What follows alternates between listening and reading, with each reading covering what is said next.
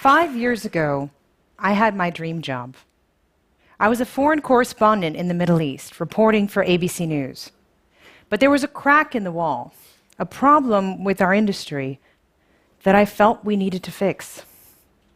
You see, I got to the Middle East right around the end of 2007, which was just around the midpoint of the Iraq War. But by the time I got there, it was already nearly impossible to find stories about Iraq on air. The coverage had dropped across the board, across networks, and of the stories that did make it, more than 80% of them were about us. We were missing the stories about Iraq, the people who live there, and what was happening to them under the weight of the war. Afghanistan had already fallen off the agenda. There were less than 1% of all news stories in 2008 that went to the war in Afghanistan. It was the longest war in US history, but information was so scarce that school teachers we spoke to told us that they had trouble explaining to their students what we were doing there, when those students had parents who were fighting and sometimes dying overseas. We had drawn a blank, and it wasn't just Iraq and Afghanistan. From conflict zones to climate change to all sorts of issues around crises in public health. We were missing what I call the species-level issues, because as a species, they could actually sink us. And by failing to understand the complex issues of our time, we were facing certain practical implications. How were we going to solve problems that we didn't fundamentally understand, that we couldn't track in real time, and where the people working on the issues were invisible to us, and sometimes invisible to each other? When you look back on Iraq, those years when we were missing the story were the years when the society was falling apart, when we were setting the conditions for what would become the rise of ISIS, the ISIS takeover of Mosul, and terrorist violence that would spread beyond Iraq's borders to the rest of the world.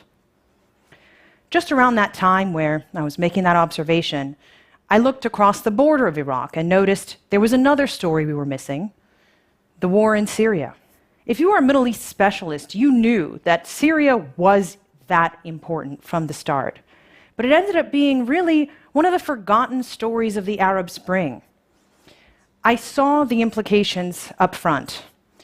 Syria is intimately tied to regional security, to global stability.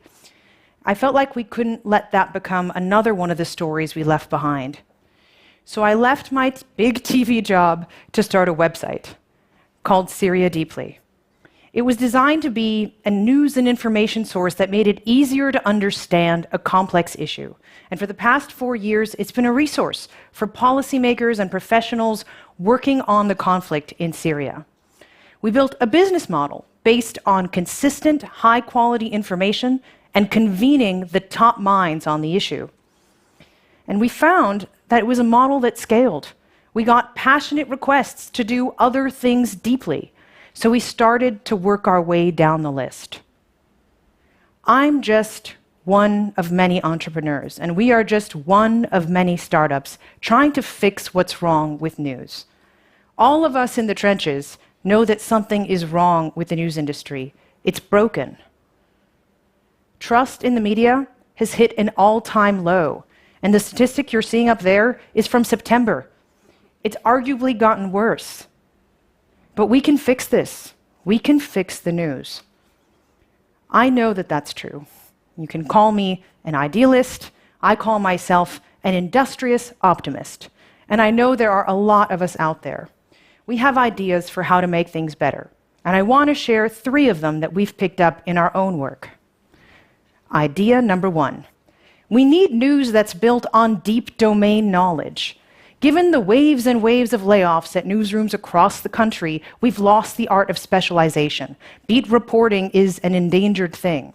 When it comes to foreign news, the way we can fix that is by working with more local journalists, treating them like our partners and collaborators, not just fixers who fetch us phone numbers and sound bites. Our local reporters in Syria and across Africa and across Asia bring us stories that we certainly would not have found on our own. Like this one from the suburbs of Damascus, about a wheelchair race that gave hope to those wounded in the war.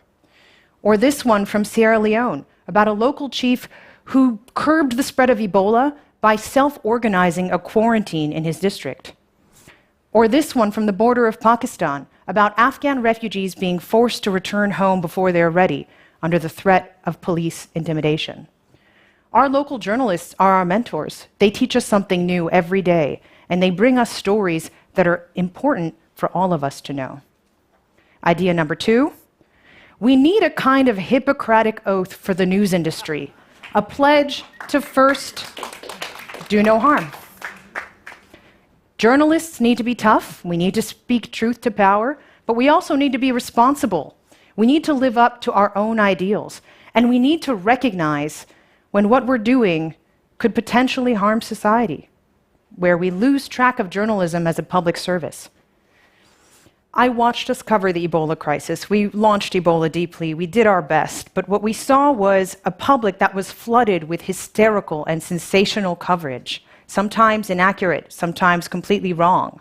Public health experts tell me that that actually cost us in human lives, because by sparking more panic and by sometimes getting the facts wrong, we made it harder for people to resolve what was actually happening on the ground. All that noise made it harder to make the right decisions. We can do better as an industry, but it requires us recognizing how we got it wrong last time and deciding not to go that way next time. It's a choice.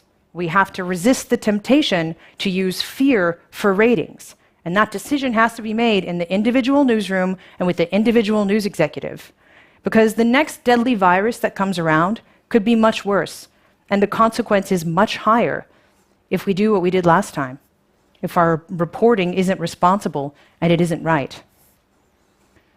The third idea, we need to embrace complexity if we want to make sense of a complex world. Embrace complexity, not treat the world simplistically, because simple isn't accurate. We live in a complex world. News is adult education.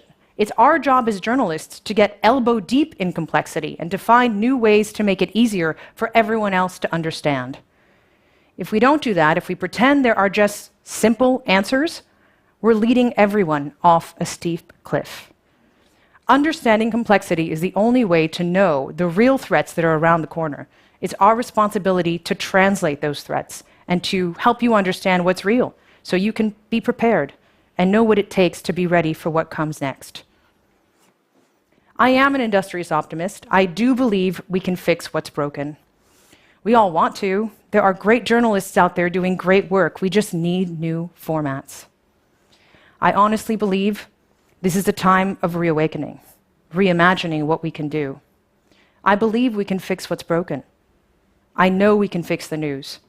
I know it's worth trying, and I truly believe that in the end, we're going to get this right. Thank you.